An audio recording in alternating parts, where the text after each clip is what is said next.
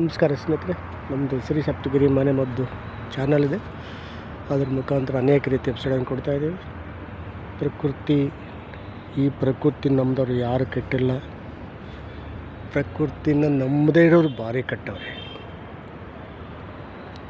ಎಷ್ಟೋ ಜನ ಅದು ತಿಂದರೆ ಇದು ತಿನ್ನಬಾರ್ದು ಅದು ತಿನ್ನಬಾರ್ದು ಅಂದ್ಬಿಟ್ಟು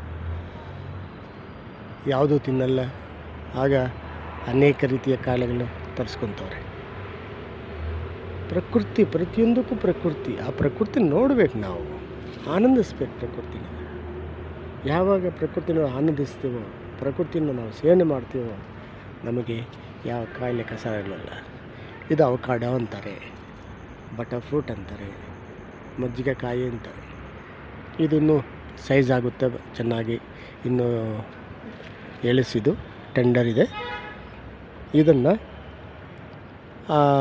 ಒಳಗಡೆ ಬೀಜ ಇರ್ತದೆ, ಅದು ತೆಗೆದುಬಿಟ್ಟು ಈ ಒಳಗಡೆ ಇರೋ ತಿರುಳನ್ನು ಶೇಖರಿಸ್ಕೊಂಡು ಜ್ಯೂಸ್ ಮಾಡಿ ಕುಡಿತಾ ಬಂದರೆ ಇದರಲ್ಲಿರುವ ಎಲ್ಲ ರೀತಿಯ ಮಿನರಲ್ಸು, ವಿಟಮಿನ್ಸು, ಎಸ್ಪೆಷಲಿ ವಿಟಮಿನ್ 12 ಸ್ವಲ್ಪ ಜಾಸ್ತಿ ಇರ್ತದೆ. ಅದಕ್ಕೆ ಅದನ್ನು ಬಟರ್ ಫ್ರೂಟ್ ಅಂತ ಕರೀತಾರೆ. ಇಂತಹ ಹಣ್ಣು ಹಂಪಲನ್ನು ನಾವೇ ಸ್ವತಃ ಬೆಳೆಸ್ಕೊಂಡು ನೋಡಿ. ಇದಕ್ಕೆ ಯಾವುದೇ ಕಾರಣಕ್ಕೆ ರಾಸಾಯನಿಕ ಹಾಕಿಲ್ಲ, ಪ್ರಕೃತಿಯಲ್ಲಿರುವಂಥ ಗೊಬ್ಬರಗಳು ಹಾಕಿಲ್ಲ. ಅದಷ್ಟಕ್ಕದೇ ಬೆಳೆದು ನಿಂತಿದೆ. ರಾಸಾಯನಿಕ ಹಾಕಬಾರದು. ಪ್ರಕೃತಿ ಇಲ್ಲಿ ಅದಕ್ಕೆ ಬೇಕಾದ ಸ್ವಲ್ಪ ಅಂಶವನ್ನು ಕೊಟ್ಟರೆ, ಕೊಟ್ಟಿಗೆ ಗೊಬ್ಬರಗಳು ಅದು ಇದು ಕೊಟ್ಟರೆ ಸಮೃದ್ಧಿಯಾಗಿ ಬೆಳೀತದೆ. ನೋಡಿ, ಸಮೃದ್ಧಿಯಾಗಿ ಬೆಳೆದಿದೆ.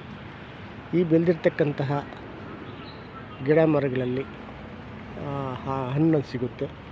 ಆ ಹಣ್ಣನ್ನು ನಾವು ಸೇವನೆ ಮಾಡೋದು, ಈ ಜ್ಯೂಸಾಗಿ ಸೇವನೆ ಮಾಡ್ಬೋದು. ಇಲ್ಲಾಂದರೆ ಸ್ವಲ್ಪ ಹಣ್ಣಾದಮೇಲೆ ಬೀಜ ತೆಗೆದು ಅದಕ್ಕೆ ಬೆಲ್ಲ ಹಾಕಿ ಅಥವಾ ಕಲ್ಲು ಸಕ್ಕರೆ ಹಾಕಿ ಸೇವನೆ ಮಾಡ್ಬೋದು. ಒಳ್ಳೆ ಗುಡ್ ಟೇಸ್ಟ್, ಎರಡನೇ ಮಾತಿಲ್ಲ. ಆದರೆ ಪ್ರಕೃತಿಯಲ್ಲಿ ಸಿಕ್ಕುವಂತಹ ಈ ವಸ್ತುಗಳನ್ನು ನಾವು ಸೇವನೆ ಮಾಡಬೇಕು. ಅದು ಬಿಟ್ಟು ಯಾವತ್ತೋ ಪ್ರಿಸರ್ವೇಷನ್ ಅಂತಾರೆ, ಯಾವತ್ತೋ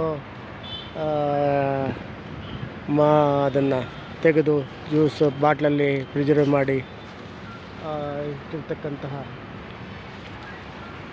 ಏನು ಇಲ್ಲ ನಾವು ಮಾಡಲ್ಲ. ಯಾವತ್ತೋ ಮಾಡಿರ್ತಕ್ಕಂತಹ ಈ ಪ್ರಿಸರ್ವೇಟಿವ್ ಅಂತ ಅದರಲ್ಲಿ ಮಾಡತಕ್ಕಂಥ ಇದನ್ನು ಸೇವನೆ ಮಾಡೋದ್ರಿಂದ ಅದೇನಾಗುತ್ತಂದರೆ ಅನೇಕ ರೀತಿಯ ಕಾಯಿಲೆಗಳನ್ನು ತರಿಸ್ಕೊತೀವಿ ನಾವು. ಆದ್ದರಿಂದ ಇದನ್ನು ನಾವು ಫ್ರೆಶ್ ಆಗಿರೋಂಥ ಹಣ್ಣುಗಳನ್ನು ಸೇವನೆ ಮಾಡೋದ್ರಿಂದ ಭಾರಿ ಒಳ್ಳೆಯದಾಗುತ್ತೆ. ನಮಗೆ ಎಷ್ಟು ಬೇಕೋ ಅಷ್ಟು ಸೇವನೆ ಮಾಡೋದು. ಇದನ್ನು ಬಟರ್ ಫ್ರೂಟ್ ಅಂತಾರೆ, ಮಜ್ಜಿಗೆ ಕಾಯಿ ಅಂತಾರೆ, ನಾನಾ ರೀತಿಯಲ್ಲಿ ಕರೀತಾರೆ.